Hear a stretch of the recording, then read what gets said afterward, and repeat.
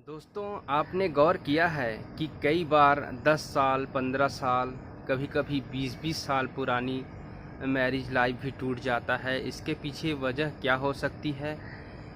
क्या इसके पीछे की वजह प्यार की कमी है, समझदारी की कमी है, या फिर हम अपने पार्टनर से ज़्यादा उम्मीदें रखते हैं और ये पाते हैं कि वे उस पे खरा नहीं उतरते हैं। अनेकों रीज़न हो सकते हैं इसके। दोस्तों, ये टॉपिक तो बहुत ही सीरियस है और इस पर मुझे बात करने में थोड़ा डर भी लगता है कि क्योंकि मैं कभी किसी के फीलिंग्स को ऑफेंड ना कर दूं, किसी को हर्ट ना कर दूं। पर इस पर दो बातें मैं आज बोलने के लिए आपके सामने आया हूं। तो दोस्तों, कई बार मैंने ये देखा है कि जो एक ऑफिस गोअर्स हैं और मतलब जो एक जॉब में हैं, अच्छे खासे रेपुटेटेड पर्सन हैं, अच्छे खासे पोस्ट पे भी हैं, उन लोगों के पास ये समस्याएं भी आ जाती हैं। उनके पास, उनके सामने भी ये समस्याएं खड़ी हो जाती हैं, उनका मैरिज लाइफ ब्रेक हो जाता है। तो दोस्तों, इसके पीछे एक रीज़न ये हो सकता है कि एक मेल पार्टनर को लगता है कि वो, उसकी वाइफ जो है उतनी लविंग, उतनी केयरिंग नहीं रही जैसे वो पहले थी। तो दोस्तों, इसके पीछे एक बात ये हो सकती है कि इमोशनल नीड जो होती है ना, वो फीमेल पार्टनर की ज़्यादा होती है बजाय मेल पार्टनर के।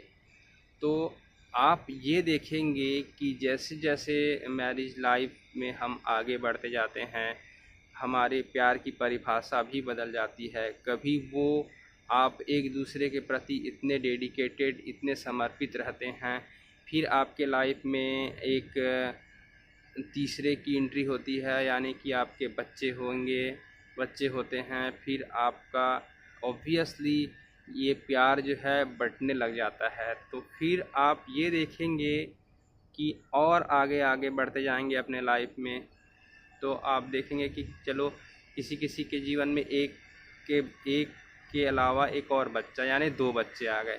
अब जो है, जो फैमिली रिस्पॉन्सिबिलिटी है वो ऑब्वियसली जो एक गृहिणी है उसके बर्डन, मतलब उसके सोल्जर पे ज़्यादा आ जाती है, उनके टेक केयर की। और आप तो ऑफिस चले जाते हैं, ऑफिस में टाइम स्पेंड किए, हालांकि आपको फाइनेंशियल बर्डन्स आप उठाते हैं, लेकिन जो सेक्रीफाइस एक गृहिणी या एक माता करती है, वो तो कहना चाहिए कि उसकी कोई तुलना ही नहीं है। उसे एक बहुत ही वाइटल रोल प्ले करना पड़ता है, उसे एक बहुत ही रियलिस्टिक और बहुत ही एक बैलेंस्ड लाइफ जीना पड़ता है उसके बाद में। तो इस तरह से क्या है, आपको अपने एक्सपेक्टेशन थोड़ा कम कर दें कि चलो वो मेरी केयर नहीं कर रही है, मेरे बच्चों की केयर कर रही है, तो आप जो है एक अनस्टेबल पर्सन के सामने की तरह सामने आएंगे और आपका मैरिज लाइफ इंटैक्ट रहेगा। लेकिन कई बार ये होता है कि आदमी जो है अपने कॉलीग्स के सराउंड में हो के, अपने जो भी एसोसिएट एम्प्लॉयज़ हैं उनके अराउंड बैठ के उनके जो जो अपनी वीर गाथाएँ सुनाते रहते हैं, जो आपको बूस्ट कर देते हैं, आपके मानसिक स्थिति को इतना सुपर चार्ज कर देते हैं कि आप अपने लाइफ को इस वे में एंजॉय नहीं करते, ऐसे नहीं करते। आप जो है, मतलब ऑन दी होल कहना चाहिए कि वो आपको एक सुपर चार्ज कर देते हैं। और कई बार तो वे ऑब्वियसली ये होता है कि वो ओवर डिलीवर करते हैं, जितना वो अपने मैरिज लाइफ में, अपने कपल वाले जीवन में जितना करते नहीं हैं, उससे ज़्यादा आपको बताएंगे, ज़्यादा आपको आपको शो करेंगे, सॉरी। फिर उसके बाद में आप जो है उसी तरह से अगर आप अपने एक्सपेक्टेशन को बढ़ा लिए और घर गए और आप पाएंगे कि आप जो है आपके एक्सपेक्टेशन पूरे नहीं होते हैं, तो आप देखेंगे कि आपको डिसअपॉइंटमेंट होगा। कई बार आपके मन में कोई डाउट्स भी आ जाएंगे। तो आप इस तरह से सिचुएशन से अगर आप अपने आप को नहीं बचा पाए, तो एक समय ऐसे आता है कि जब आपका मैरिज लाइफ खतरे में आ जाता है।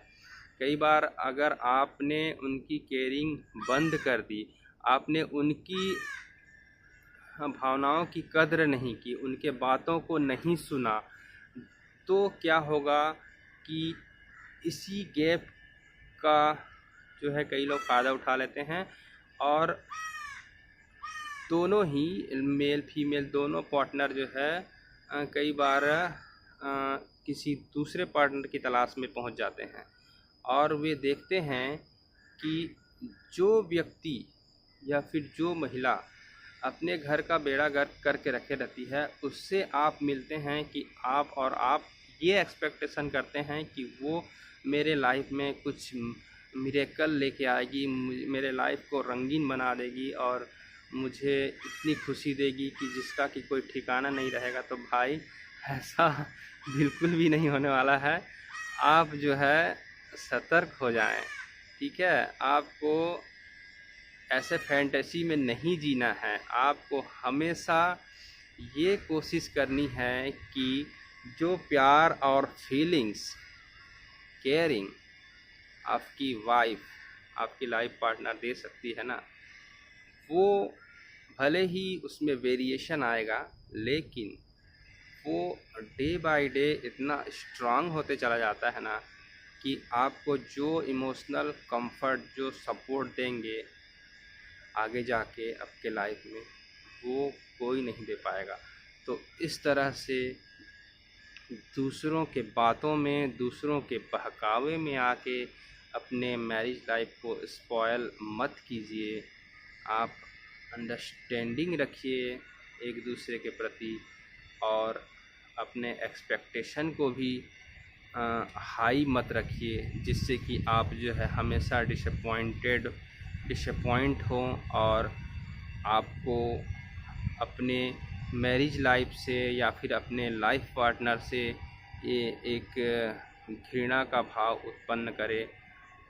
कई बार क्या होता है कि लोग जो है घर में शैतान और बाहर संत हो जाते हैं। तो दोस्तों, ये जो फीलिंग्स है ना, आपको हमेशा बर्बाद करने वाले हैं। आपको अपने घर में, उस एटमॉस्फेयर में जो कि आप दोनों का मंदिर है, उस एटमॉस्फेयर में आप अच्छे से रहिए, एक दूसरे की केयर करिए। ये बहुत ज़रूरी है, जो आपके मैरिज लाइफ के बॉन्डिंग को स्ट्रॉन्ग रखेगा। आपको कभी भी अपने जो इमोशन, अपने लव, इन सब जो गुड क्वालिटीज़ हैं, इनसे डेविएट नहीं होने देगा, कभी आपको इनसे अलग नहीं होने देगा। तो आप हमेशा एक खुशहाल ज़िंदगी जी पाएंगे।